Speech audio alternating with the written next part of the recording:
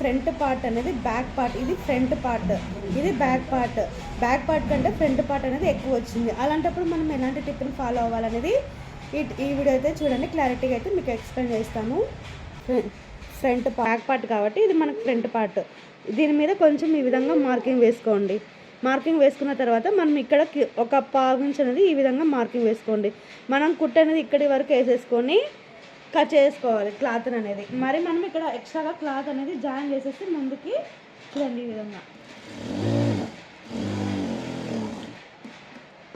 అది మరి ఇక్కడికే ఏం చేసేసేయాలి, ఈ విధంగా కట్ చేసేసుకోవాలి. ఈ రౌండ్ ఈ క్లాత్ అంతటిని ఈ విధంగా కట్ చేసేసుకొని మనం మరి ఎక్స్ట్రాగా క్లాత్ ఉంటుంది కదండి మన దగ్గర,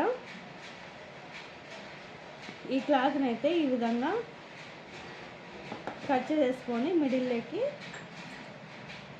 చూడండి ఈ విధంగా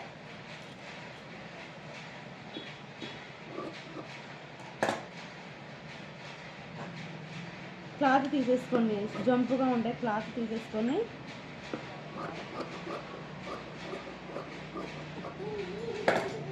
ఇక్కడ పెట్టేసుకోండి ఈ విధంగా. ఇది మనం ఇప్పుడు ఈ క్లాత్ అనేది ఎక్కడ పెట్టుకోవాలంటే ఇక్కడ అనేది కుట్టుపడాలి. సో మనం ఇక్కడ నుంచి కుట్టు అనేది వేసుకోవాలి. చూడండి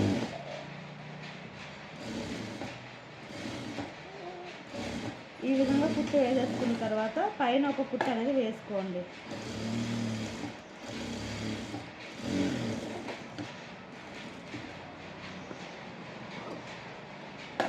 ఈ విధంగా ఫాలో అయిన తర్వాత మీరు ఈ విధంగా కుట్టు అనేది తిప్పేసేసి